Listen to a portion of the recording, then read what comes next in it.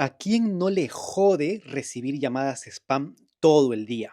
Por eso, a inicios de mayo, el Congreso aprobó por insistencia la ley que prohíbe las llamadas comerciales no consentidas. Pero, ¿qué cambia realmente esta ley? ¿Por qué el gobierno decidió observarla? ¿Y realmente funcionará? Por eso, en la audiocolumna semanal de La Contra, José Carlos González Cucho, socio fundador de Diezcanseco Abogados y docente de Derecho en la Universidad Católica y la Universidad Mayor de San Marcos, nos explica en qué consiste esta ley y si realmente es suficiente para frenar el acoso telefónico por parte de las empresas. Esta problemática de las llamadas spam no es novedosa y para ver el cambio, para entender el cambio de esta norma recientemente publicada, me gustaría ir un poco al inicio. Son tres momentos clave. Esto apareció en el artículo 58 del Código de Consumo del año 2010, donde la regla era: es ilegal o no puedes contactar a aquellos que se han inscrito en el registro implementado o administrado por el INDECOPI, que era el registro Gracias Me Insistan. Entonces, en ese momento, tú podías contactar a cualquiera, salvo que esta persona se haya tomado el trabajo de inscribirse en este registro. Registro donde uno colocaba su nombre, o correo, o dirección, o número telefónico, y así se blindaba de que lo contacte. Pero, con el tiempo, y en la medida que esto no funcionaba y que las llamadas telefónicas de corte comercial seguían, se modificó en el año 2018. Y la regla del 2018 ha sido la regla que hemos tenido hasta hace poco, y es: lo que es ilegal es llamar a los clientes que no te hayan dado su consentimiento. Entonces se dejó de lado el registro Gracias Me Insista y se puso este estándar de solo puedes contactar a aquel cliente que te ha dado su autorización. Como consecuencia de esto, probablemente muchos hemos tenido llamadas en las cuales, antes de hacernos la venta, antes de hacernos algo, nos decían: somos la empresa tal, me autoriza para continuar. Y es que las empresas procuraban cumplir con esto. Y digo procuraban porque no podemos tapar el sol con un dedo, y hay un clarísimo malestar con la cantidad de llamadas que se hacían aún estando vigente esta norma. De hecho, si mal no recuerdo, este aplicativo Truecaller, que muchos tenemos para identificar llamadas spam, reportó en el año 2024 que Perú es el segundo país en llamadas spam. Creo que tenemos 18 al mes. Creo que ese promedio era generoso incluso, porque el que menos tiene unas 20, 30 de esas llamadas al día. Pero bueno, estando incluso ese estándar, el contacto comercial muchas veces indiscriminado continuaba. Y sí, o sea, no podemos negar la realidad que muchos hemos sido víctimas de esa molestia. Pero ¿qué ha pasado? Esto se ha tratado de regular, o se ha regulado ya como una norma muy agresiva y muy invasiva, que es la última modificación que ha habido, que dice: ahora no es que tú puedas pedirle el contacto o la autorización al consumidor, o lo puedas llamar para pedir su autorización. Ahora, literal, dice el Código de Consumo, lo que es ilegal es que llames a consumidores que previamente no te han pedido que los llames. Dicho positivo, ahora los consumidores tienen que dar ellos el primer paso, y si no, no los puedes contactar. Entonces, el cambio es que mientras antes la empresa podía llamar para pedir el consentimiento, ahora es el consumidor quien tiene que pedir que lo contacte. Y esto restringe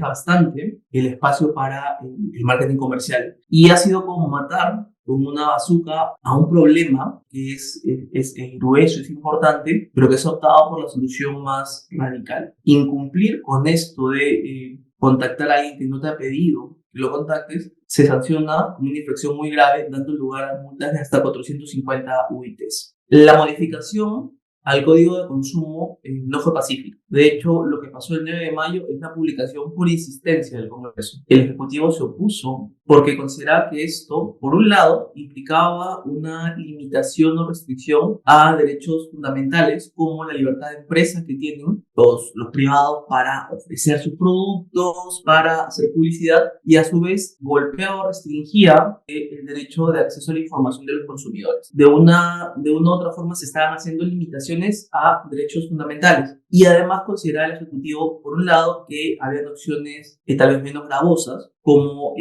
plantear horarios, establecer un código único para llamadas de contacto comercial. Y además está el hecho que esta regla contraviene una regla que el Ejecutivo aprobó hace poco en un cuerpo normativo distinto, que es el Reglamento de Datos Personales. Y aquí quiero hacer un pequeño paréntesis. El hecho de contactar a un ciudadano, a un consumidor, para ofrecerle un producto sin su consentimiento es algo que puede ser evaluado como una afectación a sus intereses como consumidor por el Código de Consumo, pero también como una afectación a sus derechos como titular de datos personales, porque están utilizando mi información sin mi consentimiento. Entonces, Este problema, desde la lista de datos personales, se atendió en noviembre del año pasado, cuando se publicó el reglamento de la Ley de Protección de Datos Personales y se reconocía la figura del primer contacto. Esta figura del primer contacto, establecida en el reglamento de la Ley de Datos, lo que buscaba era, es decir, las empresas pueden hacer publicidad comercial, pero tienen que hacer un primer contacto con el ciudadano, con el consumidor y pedirle su autorización. Si en ese primer contacto no te da su autorización, no lo puedes contactar más. Y esa fue la regla que había dejado el Ejecutivo en el reglamento de datos personales. Y claro,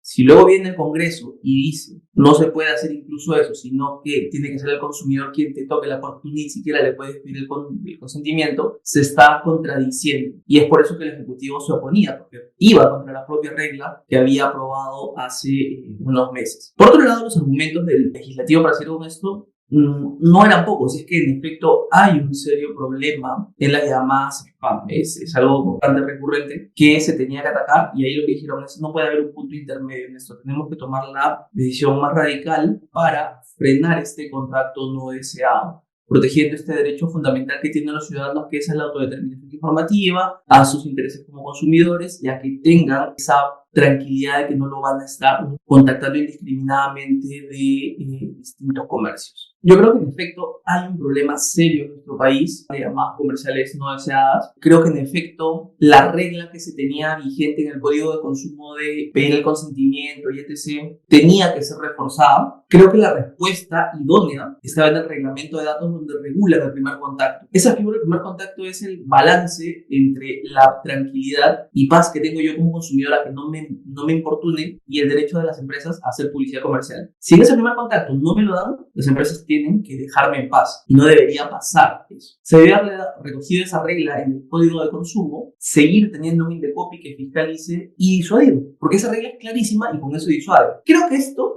es crónico de una muerte anunciada. Hemos tenido bastante molestia por las llamadas no deseadas, pero creo que no soluciona ahí en el problema. Uno, bastante de las llamadas que tenemos en el día a día son llamadas vacías, o sea, llamadas que nos timbran un número y luego nos cuelgan, que tal vez lo hacen para saber a qué hora estamos disponibles. Eso, en estricto sentido, no va a parar, porque no es una llamada de publicidad, hay un vacío ahí. Y pero aún así lo quieres fiscalizar, muchas veces esto lo hacen con números del extranjero, con lo cual la molestia todavía va a seguir.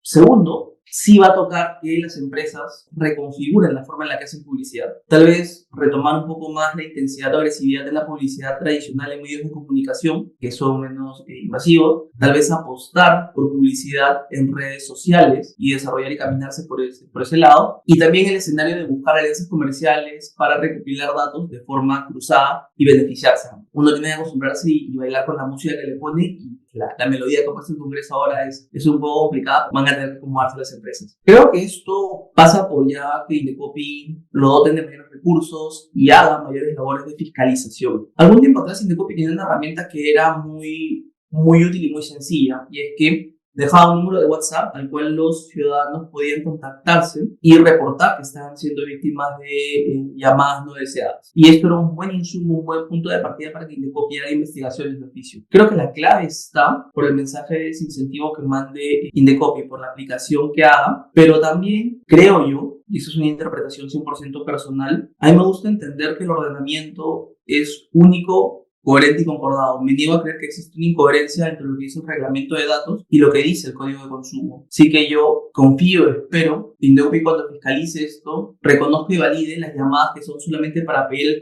consentimiento y lo tolere, y que eso sí sea enfático y sancione ejemplarmente a aquellas empresas que, pese a que se les ha negado el consentimiento, siguen llamando. Es una regla tan sencilla como si la primera vez te dijeron no puede volver a aparecer. Y con esa disuasión creo que esto va a mejorar, se va a reducir. Sin lugar a dudas, desde que entraba esta norma, sí creo que podemos coincidir en que hay una reducción en el número de llamadas.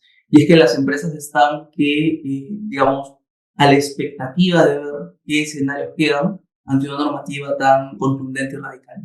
Esto ha sido todo por la audiocolumna de esta semana. No olvides darle like al video y compartirlo si te gustó. Y recuerda que puedes tener acceso anticipado a esta y demás audiocolumnas de La Contra, volviéndote miembro premium tanto en YouTube como en Patreon. Links en la descripción.